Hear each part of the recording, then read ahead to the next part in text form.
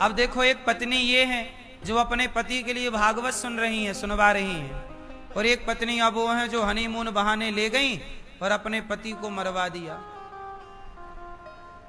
ये केवल ये घटना ऐसी नहीं है कि वो लड़की ने अपने पति को मरवा दिया। ये कथा ये बताती है कि देखो उस आदमी की क्या गलती थी, उस मर्द की क्या गलती थी। उसने तो बेचारे अपनी पत्नी ने जो कहा कि वहां चलना है तो उसने मना नहीं किया, चलो तुम्हें घुमा के, उसने ही प्लान बनाया कि अपने को वहां घूमने चलना है। और सोचो कि वो महिला जिसने पति को मारने का प्लान बनाया, वो विवाह के पहले वहां जा चुकी थी और पूरा घूम के आ चुकी थी, देख के कि कहां कहां कैसे खड़ा करके कैसे धक्के मारना, कैसे मतलब मारने की पूरी प्लानिंग कर चुकी थी। और शादी के बाद अपने पति को ले गई। राजा नाम था उसके पति का, राजी नाम है? राजा रघुवंशी ले गई। और वो देखो अब उस पति की क्या गलती थी बेचारे की। पति ने तो भरोसा किया ना भाई, कौन पत्नी अपने पति को, कौन सोच सकता है कि पत्नी मरवा देगी हमें। यदि ये विश्वास समाप्त हो जाए तो पूरी प्रकृति हिल जाएगी। यदि ये विश्वास समाप्त हो जाए तो ये पृथ्वी में भूचाल आ जाएगा। अरे दूसरा कोई मार के चला जाए तो आश्चर्य नहीं, दुश्मन मारे, आतंकवादी मारे तो आश्चर्य नहीं। वो तो मारने ही आए हैं। अभी आतंकवादी आए और जात पूछ के, हिंदू हो के नहीं, मार के चले गए। उनसे तो उम्मीद क्या कर सकते थे भाई, वो तो मारने ही आए थे, वो तो आतंकी थे।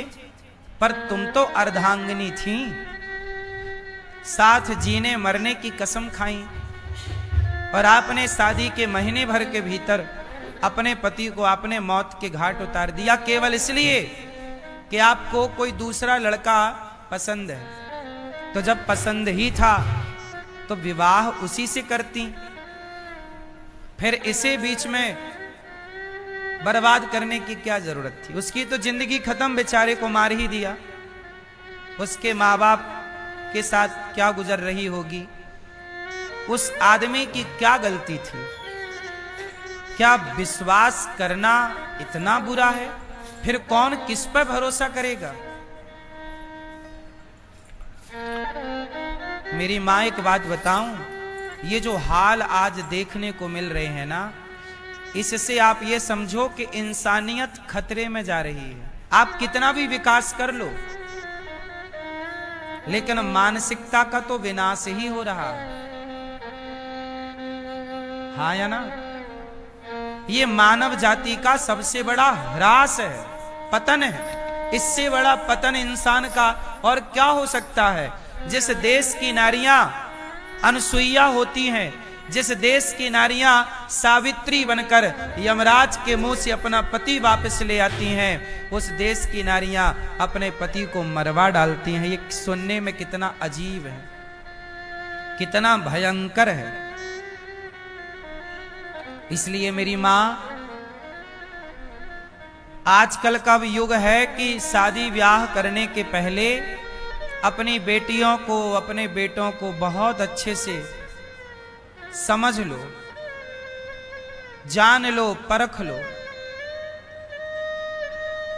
लड़की की मां,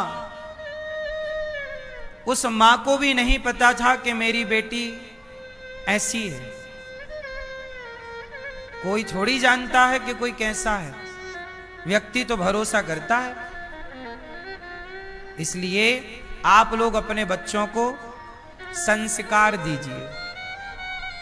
यदि आज कोई रक्षा कर सकता है आपकी, आपके बच्चों की और इस देश की, तो रक्षा कौन कर सकता है?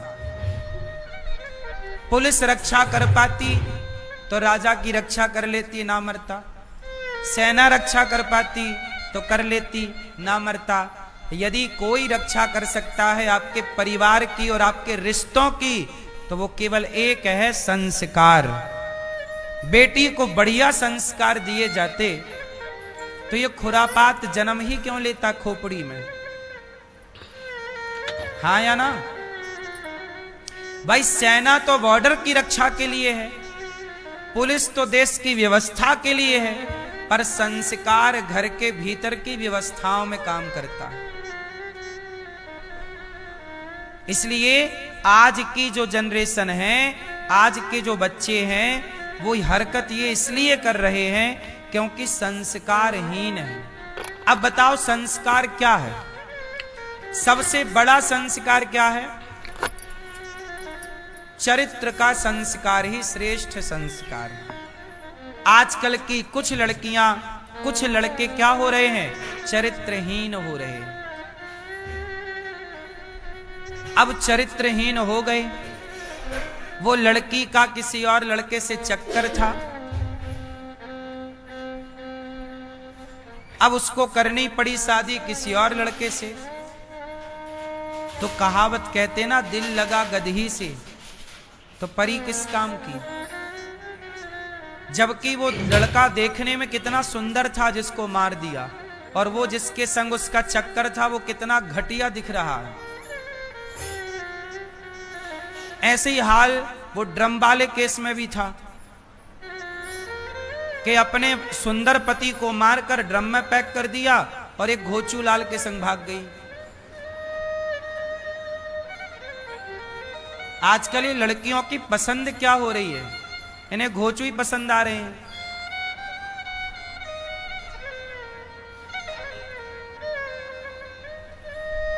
हाँ या ना?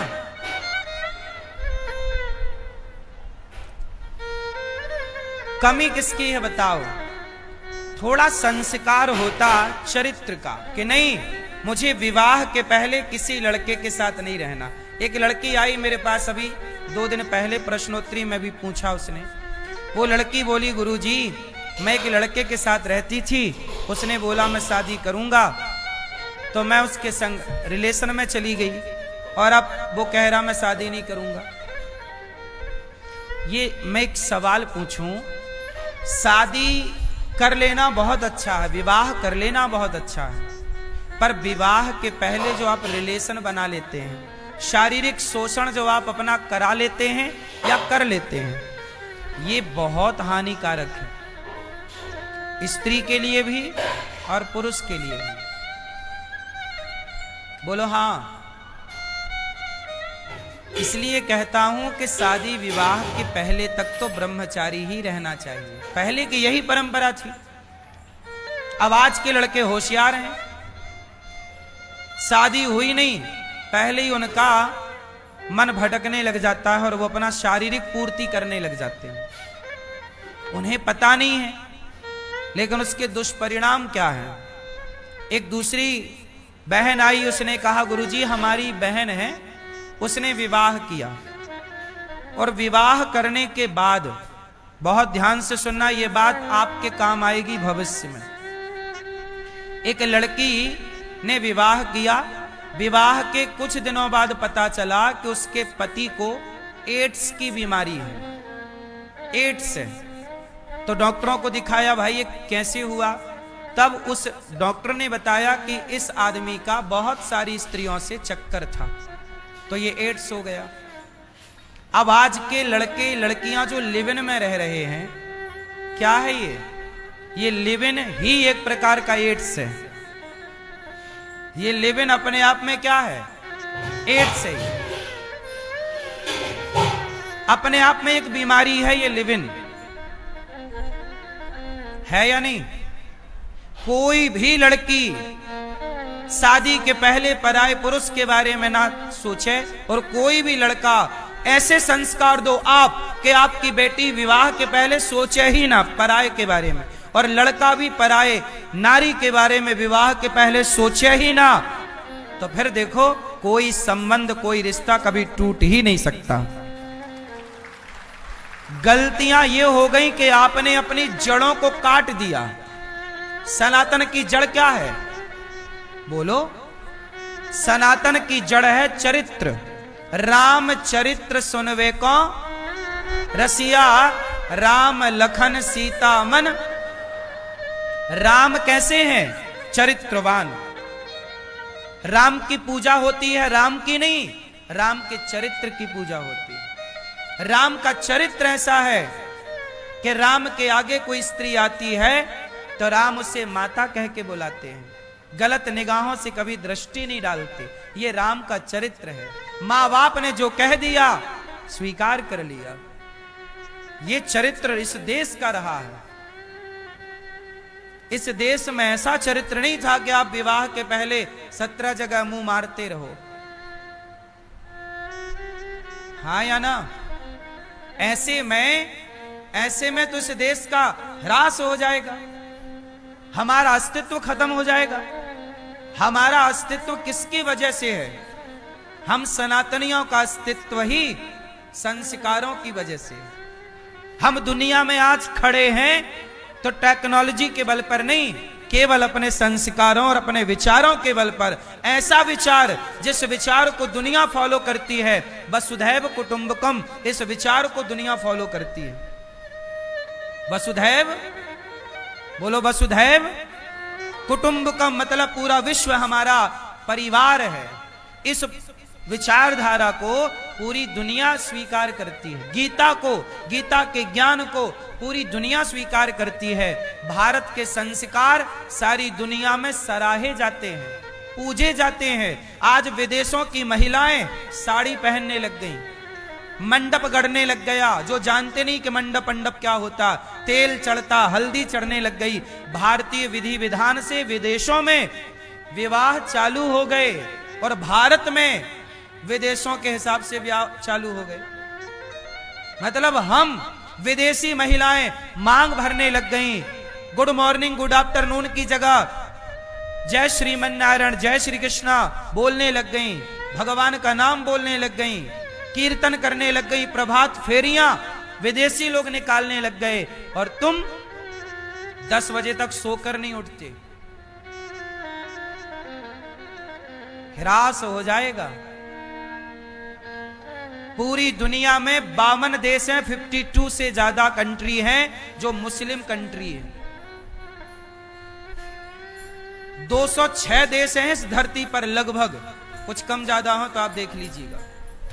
मैंने जब जीके पढ़ा तब 206 थे, अब कुछ घट बढ़ गए हो तो आप जानो। 206 देशों में एक भी देश ऐसा नहीं है जो हिंदू राष्ट्र हो। अभी मैं एक जगह गया तो मैंने वहां देखा कि वहां छोटे छोटे बच्चे खेल रहे थे। सारे बच्चे मुसलमानों के थे। कोई बच्चा 8 साल का था, कोई 10 साल का था, कोई 12 साल का, कोई 15। छोटे छोटे बच्चे कॉलोनी के, वहां मुस्लिम बाहुल्य क्षेत्र था तो एक खेत पर सारे बच्चे खेल रहे थे। 5 साल का बच्चा भी वहां था और 8 साल का और 12 साल का। मैंने देखा कि लगभग वहां पर 30-40 बच्चे थे। मैंने दूर से देखा, वो सारे बच्चों के सिर पर टोपी थी, जबकि बच्चे कोई 5 साल का था, कोई 10 साल का, कोई 15 साल का।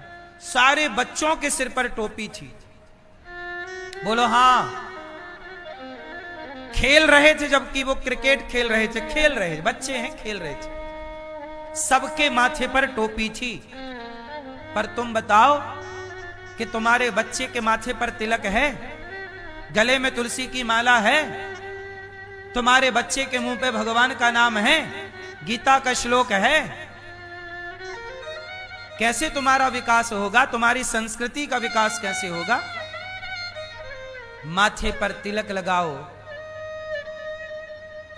हिंदू हो तो हिंदू की तरह रहो। मुसलमान का बच्चा तो नमाज पढ़ता है, तुम्हारा बच्चा गीता कब पढ़ता है? तो मुसलमानों के कंट्री हैं 52, आज 52 कंट्री है। मुझे विश्वास है कि उनकी 70 कंट्री भी हो सकती हैं, उनकी 100 कंट्री भी हो सकती है, क्योंकि वो अपने धर्म के लिए बड़े कट्टर हैं। वो अपने धर्म को प्यार करते हैं, अपने मजहब को बड़ा प्यार करते हैं। लेकिन तुम कहां प्यार करते हो? कहां तुम्हारे बच्चे गीता से प्यार कर रहे हैं? भगवान को गाली और देते हैं, अरे भगवान कुछ नहीं होता। मुसलमान कभी नहीं कहता कि अल्लाह वल्लाह कुछ नहीं होता। पर हिंदू हजार मिल जाएंगे जो टीवी डिबेटों में बैठ करके हैं, पता नहीं हिंदू हैं कि भी नहीं, पर वो गाली भगवान को देते हैं। बोलो हाँ। इससे क्या होगा? आपका ह्रास हो जाएगा। जो व्यक्ति अपने संस्कारों को नहीं फॉलो करता, जो अपने आदर्शों पर नहीं चलता, बर्बाद हो जाता है। हिंदुओं के पतन का सबसे बड़ा कारण है कि हिंदू अपने सनातन संस्कृति को लेकर कट्टर नहीं है। मैं कहता हूं मुसलमान को कट्टर होना चाहिए अपनी संस्कृति को लेकर, ईसाई को भी कट्टर होना चाहिए अपनी संस्कृति को लेकर, लेकिन हिंदुओं को भी कट्टर होना चाहिए अपने संस्कृति और संस्कारों को लेकर। कोई से समझौता नहीं होना चाहिए। कट्टरता नहीं होगी। कट्टरता का मतलब यह नहीं कि आप किसी को मार डालो, मारने की कट्टरता नहीं, गीता पढ़ने की कट्टरता हो, ईश्वर के प्रति श्रद्धा की कट्टरता हो, ज्ञान को जानने की कट्टरता हो, अपने धर्म का पालन करने की कट्टरता हो, राम नवमी कृष्ण जन्माष्टमी मनाने की, एकादशी व्रत करने की कट्टरता हो कि करेंगे। आज देखो बकरीद आती है ना, ईद आती है, तो भारत में मुसलमान कहीं भी काम कर रहा हो, कितना भी महंगा काम कर रहा हो, छोड़ करके अपने घर चला जाता है। साहब 3 दिन काम नहीं करेंगे हम, हमारा त्योहार है, बकरीद आने वाली है। लेकिन हिंदू कहां बोलता है कि आज एकादशी आ रही है भैया, आज हम भगवान का चिंतन करेंगे, आज हम काम नहीं करेंगे, एकादशी है, भगवान का भजन करेंगे, आज पूर्णिमा है, चलो आज हम काम करेंगे। नहीं, हिंदुओं के अंदर कोई कट्टरता नहीं है। वो जानते नहीं कब एकादशी आई, कब चली गई, लेकिन उन्हें पता है, छोटे बच्चे को भी पता है कब बकरीद आने वाली है। सारे मुसलमान संगठित हैं, एक आवाज में दौड़ जाते हैं, पर तुम हिंदू आपस में लड़ते रहो जातियों के नाम पर। सिर्फ लड़ना है आपको, यही पतन का कारण है। याद रखो कश्मीर को सारे पंडित खदेड़े गए थे, आज तक नहीं बस पाए। बोलो हाँ। सरकार कोशिश कर रही है बसाने की, नहीं बस पा रहे हैं। कश्मीर वही था जो हिंदुओं की भूमि थी। हेलो माय यूट्यूब फैमिली, आज की ये कथा आपको कैसी लगी? अपने विचार कमेंट में ज़रूर लिखकर बताएं और अनिरुद्धाचार्य महाराज जी के लिए राधे राधे ज़रूर लिखें। आजकल के समाज को क्या हो गया है, इस कथा में अनिरुद्धाचार्य महाराज जी ने बताया है, उसकी सोच के बारे में बताया है। सभी लोग इस कथा को बहुत ही ध्यान से सुने और मेरे चैनल को लाइक, सब्सक्राइब और शेयर करें और अपने अपने विचार कमेंट में ज़रूर लिखें। सभी लोग ज़्यादा से ज़्यादा सब्सक्राइब करें और कमेंट ज़रूर करें। जय श्री राधे, राधे राधे।